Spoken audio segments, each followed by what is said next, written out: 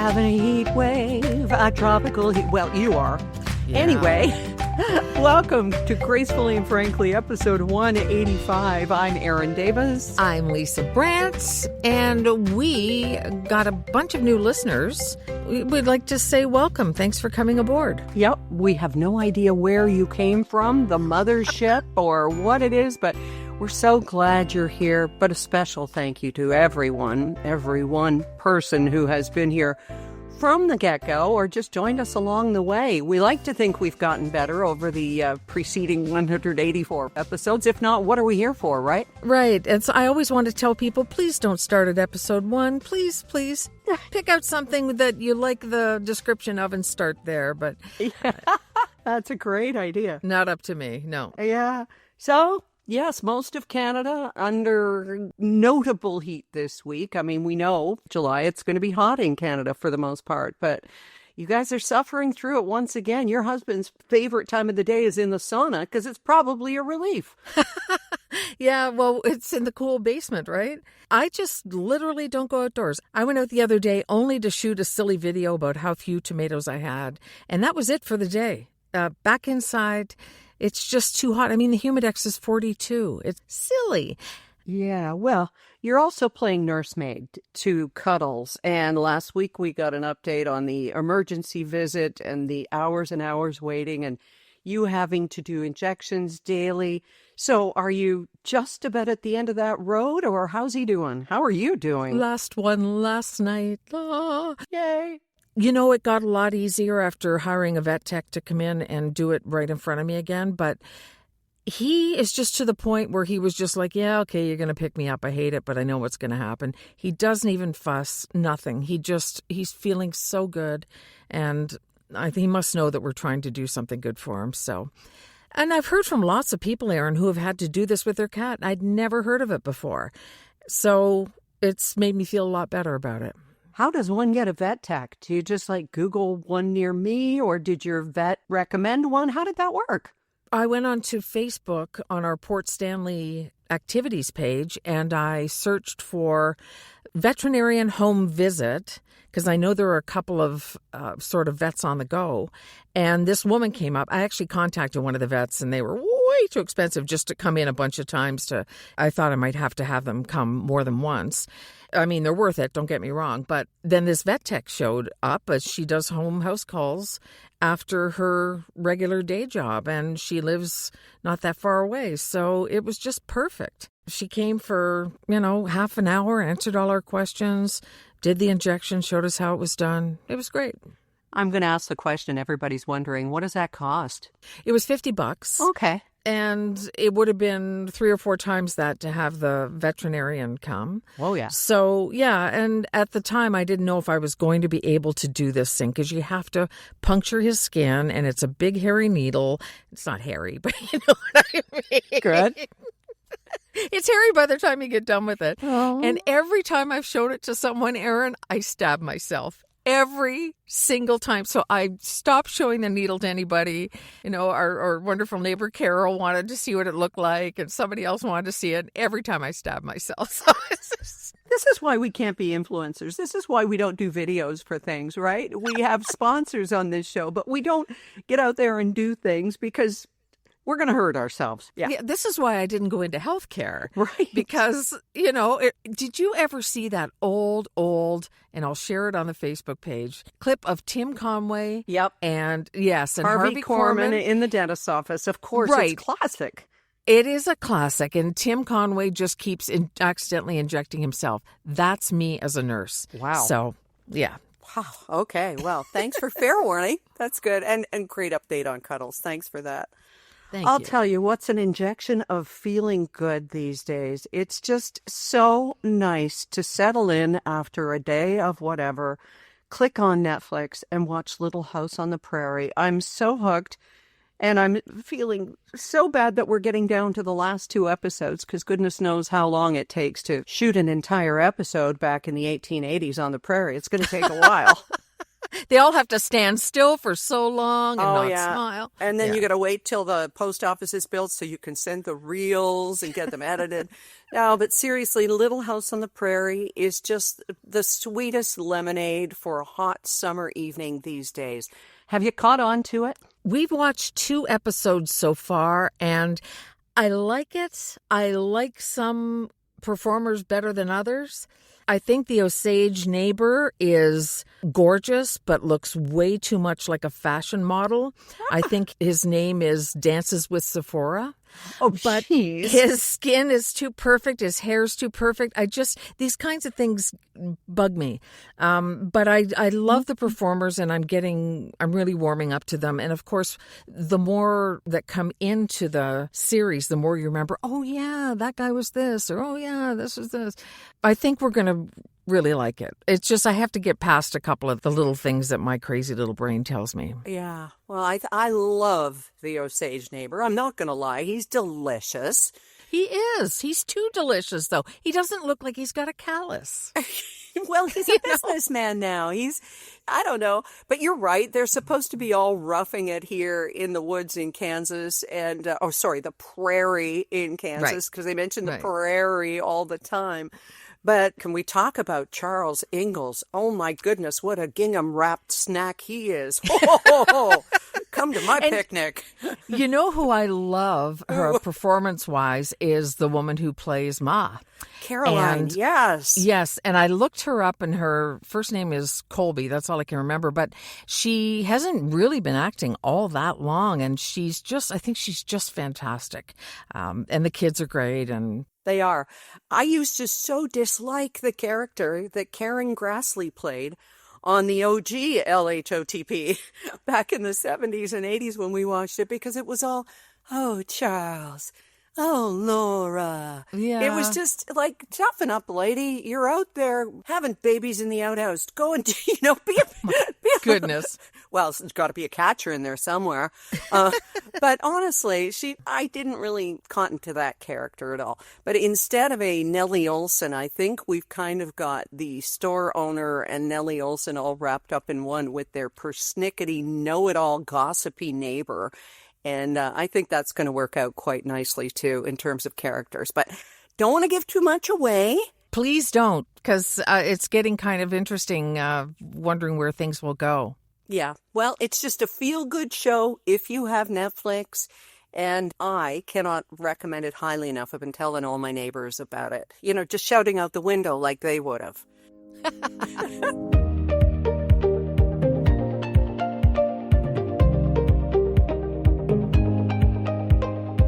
So, something's been happening in our lives this last couple of weeks, and it's had us so shook, as the kids say, or Rob in his case, because we spent about 20 minutes at the doctor's office talking about a few other things, but about this as well. And I'm going to go back and tell you a story that all links into this, okay? Okay, yeah. About 20 years ago, 2 guys got together here on southern Vancouver Island on the peninsula named Bryce and Tom, and they set up this hockey league for players who are over 50.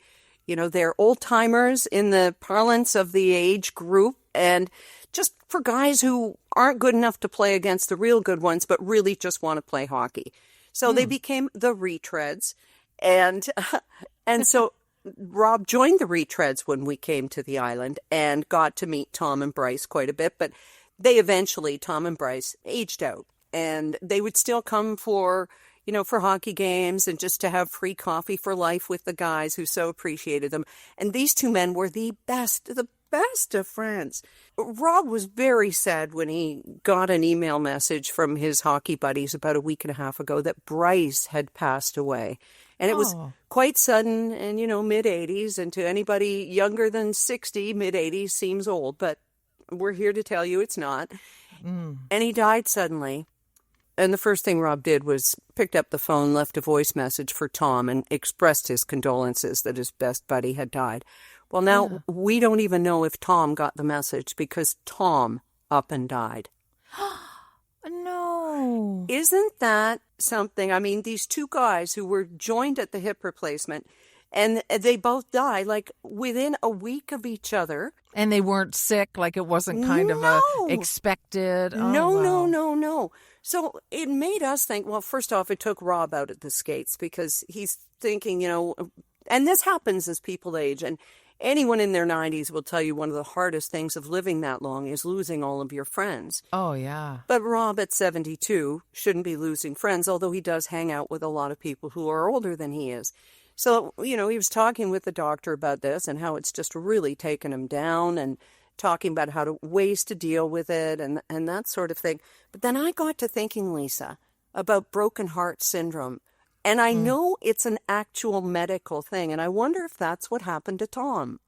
It sounds like it's certainly possible. It made me think of Carrie Fisher and her mother, Debbie Reynolds, and how, Debbie Reynolds died planning Carrie's funeral of ostensibly a stroke, but Carrie's brother, Todd, says, no. They were peas in a pod. That was broken heart. But the emotional stress of losing someone who...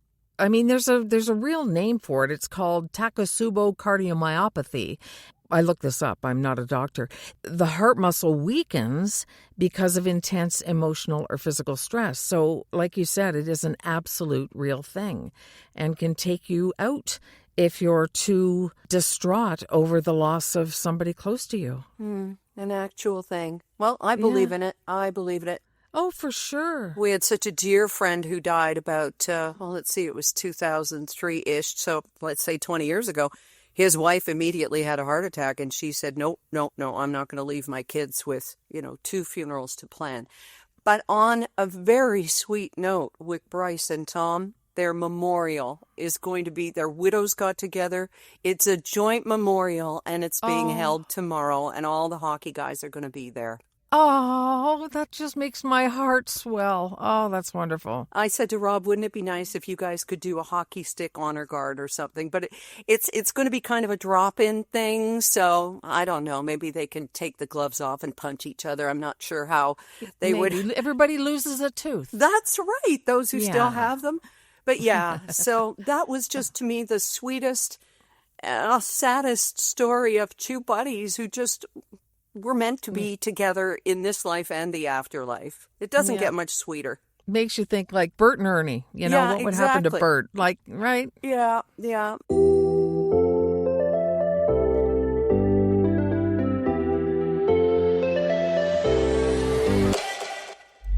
Hey, there are a lot of people who have never seen an envy pillow, Erin. I know you can't imagine, but there really are. So if you've never seen an envy pillow, I want you to think of a regular pillow and then going to a dumpster and putting that regular pillow in the dumpster. Then look at the envy pillow because it's much prettier, and it's got kind of higher sides and a little lower in the middle because you have the crook of your neck that needs support, but your big old melon needs to lie a little lower to keep the spine aligned, and that's one of the things it does for you. Cheap regular pillows put your neck on an unnatural angle and don't support it at all. And your neck is doing all this work all day long, holding up that head, and it deserves some respect and support. And that's only one of the things the Envy Pillow does. In addition to not being full of chemicals, it's made of natural latex, which until I learned about the Envy Pillow, I didn't even know existed. I thought latex was, a chemical-laden made in a lab, but there is actually a natural version, and they don't use anything that would harm the planet. Check it out, see what the fuss is about, because all pillows are not created equal. Yes, go to envypillow.com. That's ENVY pillow.com. That's what the V's about, is that shape Lisa's talking about. And use the code GF for 10% off. You and I sometimes will wrap up the podcast, Lisa, by saying, well, my dear, and... oh, yeah. But dear... something we do like to see here on Pender Island, but you don't like to hear it. And you wrote a blog about it. We got to get into this because I think you're not alone. It's all contextual because you calling me dear is absolutely fine. It never even registers. It's just like whatever. But somebody younger doing it with sauce, So what happened was I was in a grocery store and I was looking at a shelf, and I guess I looked a little clueless because I was looking for something I couldn't find.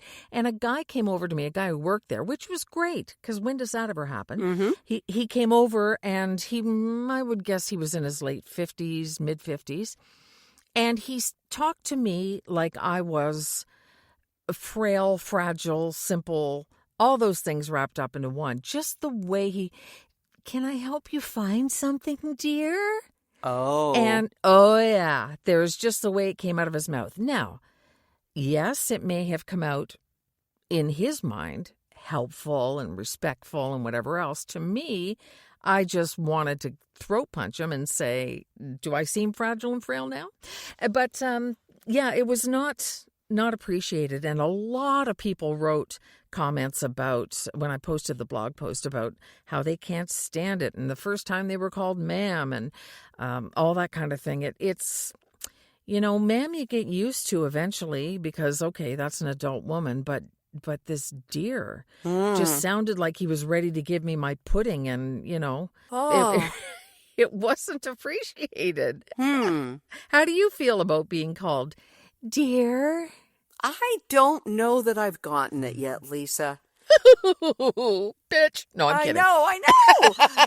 But it could be because I'm tall and I present as able. Yeah. It could be more of an ableist thing, too. Oh, that's true, too. And it could also be a shortest thing. He could be sizest. Imagine the amount of condescension that people in wheelchairs. Oh, yeah. Well, you know what it made me think of was when my dad had mobility problems and my brother and Derek and I would take him out for breakfast or something and people wouldn't talk to him. They'd talk to us. And, it was so insulting and so awful for him. Mm-hmm. But some people do that when somebody is physically disabled. And I don't know what they're thinking, but that's what it made me think of. Yeah, well, I've taken you way off track here talking about the deer.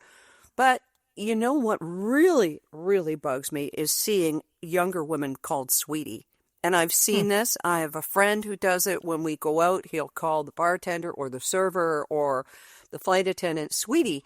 And I know he has called me that, and I don't mind it because I know where it comes from. But to them, it just sounds like it's just wrong. It's an anachronism. And it may come from a good place, but that's not where it lands. And that's what we have to be aware of now, right? Right. I think it's probably up to the women to say something to him if it bothers them. I have said to Derek before, he used to have this thing where if he saw a woman, like a server or somebody who had tattoos on their arm, he'd want to see the tattoos because he likes them. And he'd grab their wrist and start looking at their arm. And I'd be like, you cannot do that. Yeah. And I know him. I know he means no harm. But he's like a bull in a china shop sometimes. And I just had to say, you cannot grab somebody's person. Mm-hmm. Say, hey, do you mind if I look at your tattoos? Lean your arm over or something. But did you say look at or lick? No, look. Oh, thank you. Sorry. No, if he's licking them, that's when he's out with the guys, and that's not my problem. Right. You don't want to know about it. That's right. Yeah, it's things that we do carelessly. And I'm sure, again, back to the store guy, he was just... I could understand it if you were living in a long-term care home and that sort of thing where nobody knows anybody's name and everyone is dear or sweetie or my love or whatever. But, oh my goodness, yeah. It just seemed a little early for a deer. But again, I don't know where he was coming from. And I know this is my incoming filter that has made it into what it is. But I'm just going to get a hat that says, don't call me dear. Yeah. And then we'll finally put a deer in the spotlight. Great. Instead of the headlights. Yeah.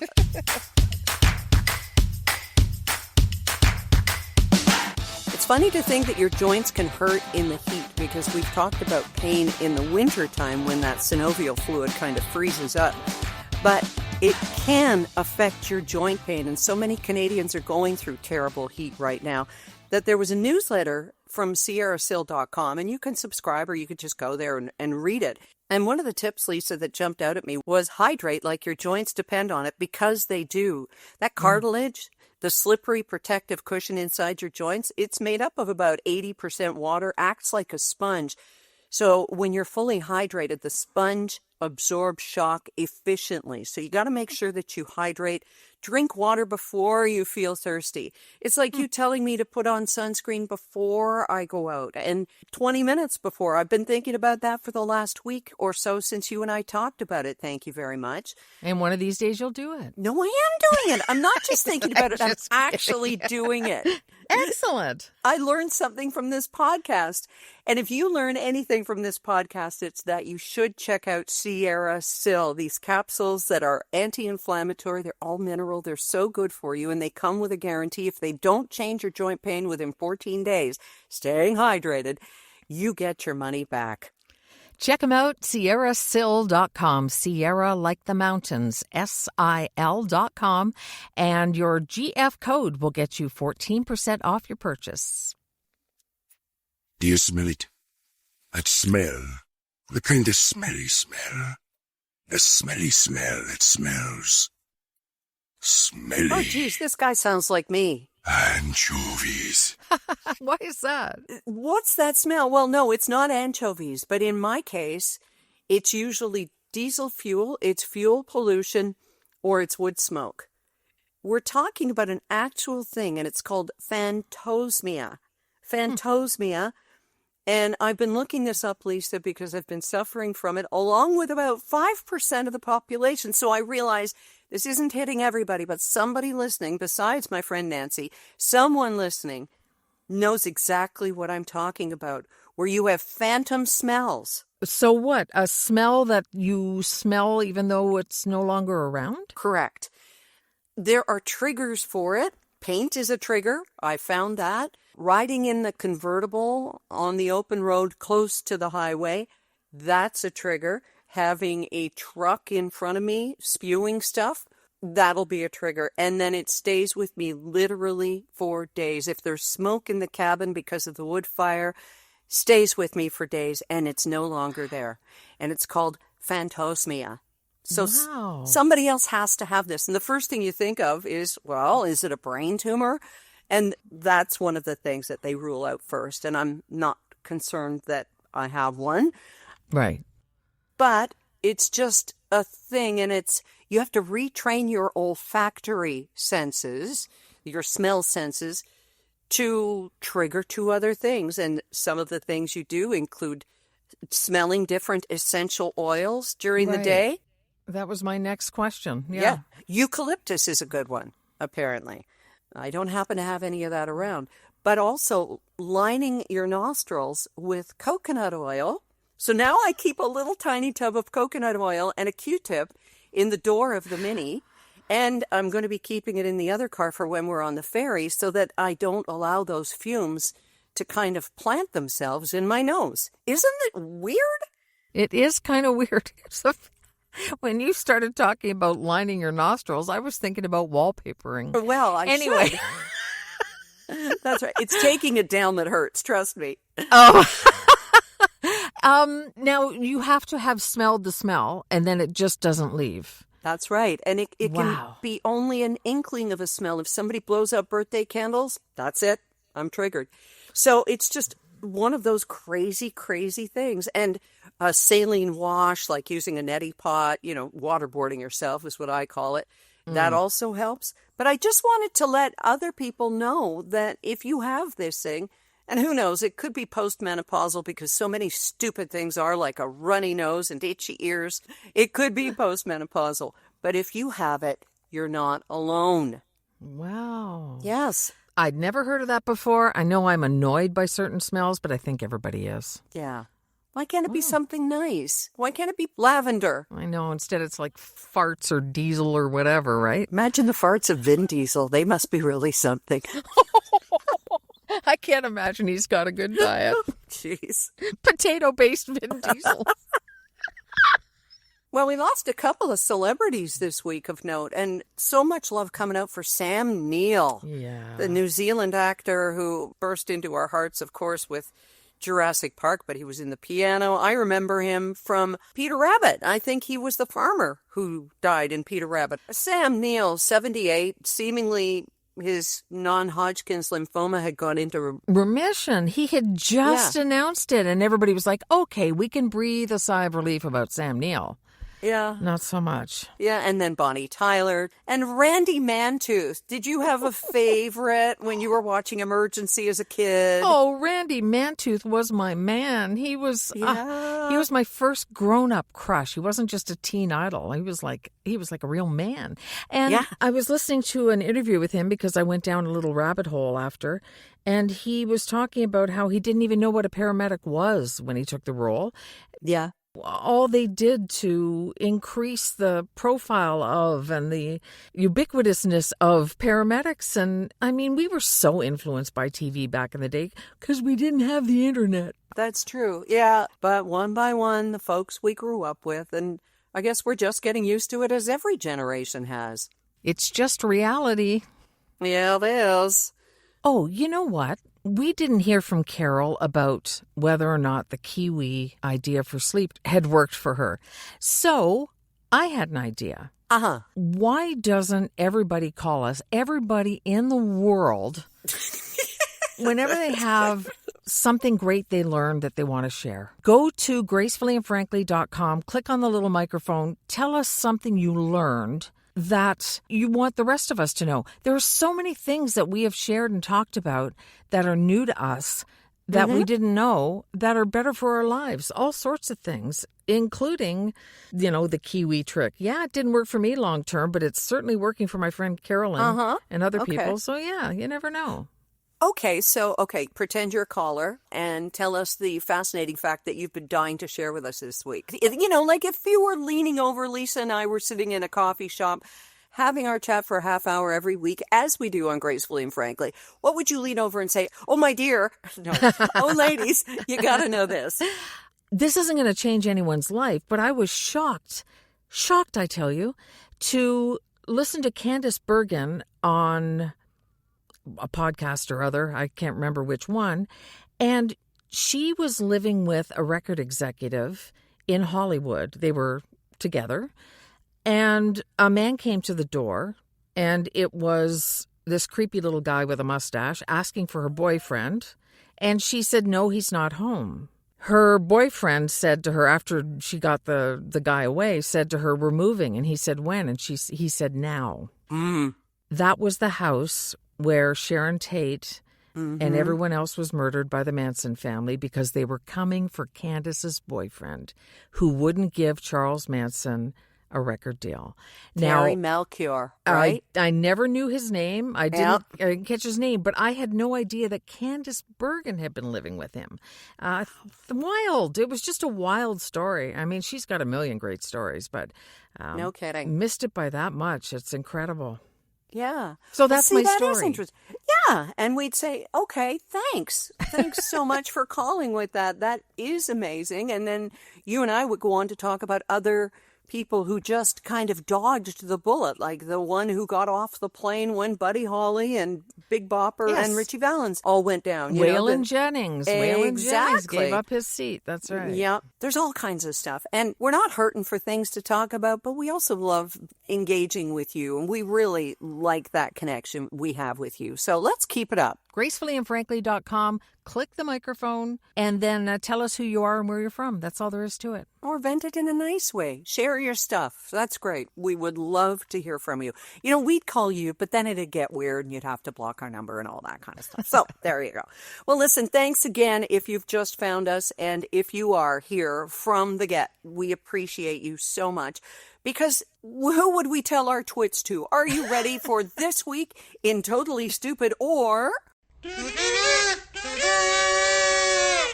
Twits! Oh, do tell. This comes to us from none other than Czech News here on Vancouver Island. Wow. And in order for this to make sense to you, I have to explain that on Vancouver Island, there is a stretch of highway that is basically the lifeline of the island. It takes you from basically Langford down around Victoria all the way up. There's one way up, one way down. Yeah, there are logging roads and that sort of thing, but they're a lot rougher and they're going to take you a lot longer. So it's called the Malahat. Keep this in mind. The Malahat was closed for 4 hours starting at 3:40 a week ago, Thursday, the Trans-Canada Highway in a spot near Shawnigan Lake Road. Okay? Why? What happened? Well, it turns out the company responsible for highway maintenance on southern Vancouver Island, one of its vehicles had its crane extended and it snagged power lines. Oh. Like running through your grandmother's clothesline with a butterfly catching net. It snagged not one, not two, but at least 5 poles that came down because this truck had its crane up, 7 spans of wire, and some other wire that had been damaged as a result that was farther away. It also caused a small brush fire. That's not a minor thing at this time of year. Wow. A motorist with a fire extinguisher put that one out. MCon Services, their operator was not injured. We don't know if they still have a job. Yeah. But honest to God, it was fully closed till 7 p.m. And there were parts of it by Friday that were still down to just one lane. And this is all because somebody had their crane up. There are so many whys in this, you can't even start. Yeah, I would think that would at least get you a note in your file. Yeah, how do you not know? How are there not alarms that go off? You know, when we're closing our convertible roof, you get a sound, a constant pinging, and then it stops when it's ready to be locked in place. Somebody's not getting the pinging, Lisa. Maybe it failed. I mean, things do fail, but still, that's pretty dumb. That's pretty twitty. It is very twitty, and it's Canadian. I don't know if that's a bonus or not. All right, my dear. Stay cool, my friend, and we'll talk to you again next week. You will. Bye. Bye.